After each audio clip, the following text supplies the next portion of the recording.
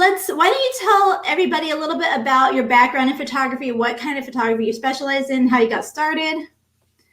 Sure. So my name is Jenny Lai, and I own Picture Perfect Studios Portrait Studio. I originally started photographing weddings and events and portraits on location before I had my space.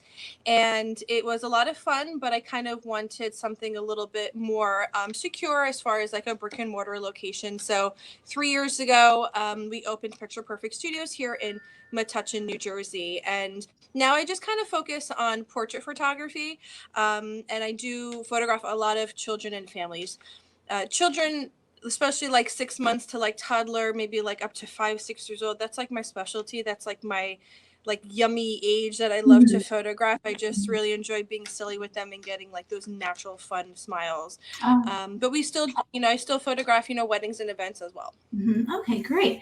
And so I can kind of tell you like to be around kids. So I'm guessing that's one reason you wanted to do the kids photography camp. Are there any other reasons behind wanting to do that this summer?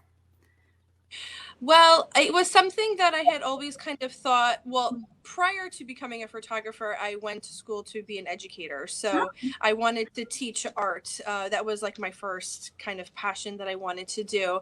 But, it didn't really work out. So then I leaned more into photography. So in the back of my mind, I've always wanted to work with kids, teach kids, relating to art in some way. And when I started to be more active on Facebook with, my business and finding, other mamapreneurs, I found Magazine Mama and I was like, oh, cool. So I started, following you and things like that. And it just kind of happened one day where you were offering the teaching curriculum for photography. And I was like, oh my God, that would be really cool.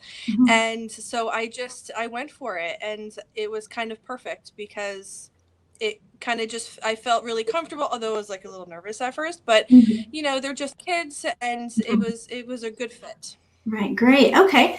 So, so the good fit for you. And I see you have your own studio. What made you want to teach it at the YMCA and pursue that?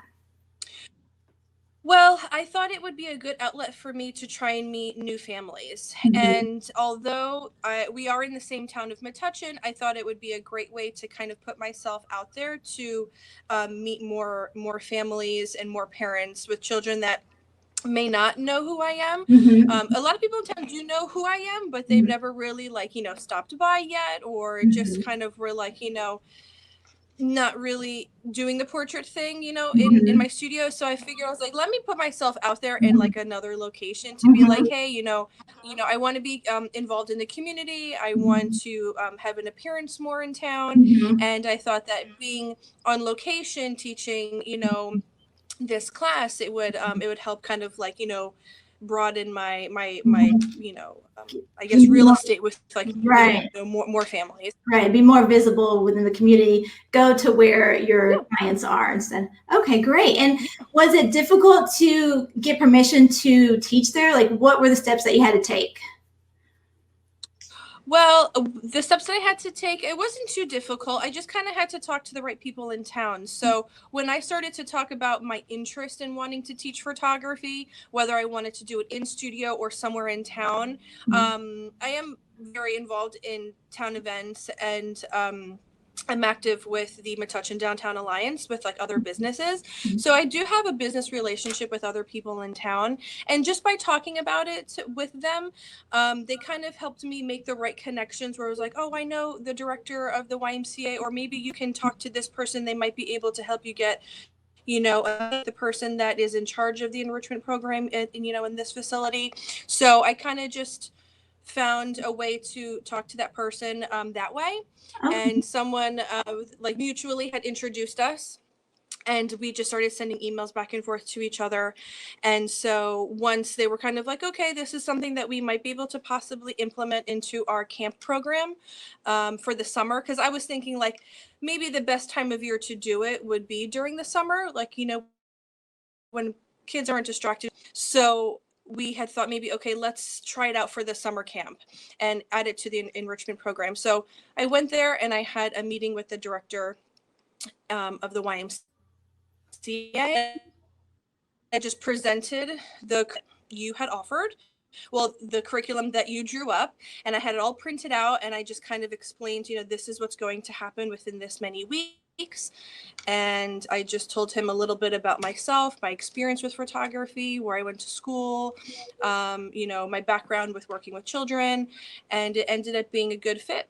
And they, decided, and that was how I got to have them, reserve space for me. Okay, At the great. camp at the YMCA. Great. So a lot of local networking is really kind of how it Yes. happened. Okay, great. And I think we're having some technical difficulties. So if for any reason your screen goes black, just refresh and we'll get back on. No problem. So, okay. So did you have to pay a fee to teach at the YMCA? Well, that was also something I was really, confused about in the beginning. I didn't know how they were going to do it, but since I'm teaching at the YMCA, they do have the members, like the existing members, have like a discount. So technically, I work for them. Okay. So I'm on their payroll, and they pay me, like, for the time that I'm there. I think that's just like the easiest way to do it, because if I did like a separate fee, we probably wouldn't have had so many other, families interested, because they're already like a member of the YMCA, and to, I guess to get more families in, they just offered like a discount off of like that camp, like specific elective, so they just got a discount off of like their membership. So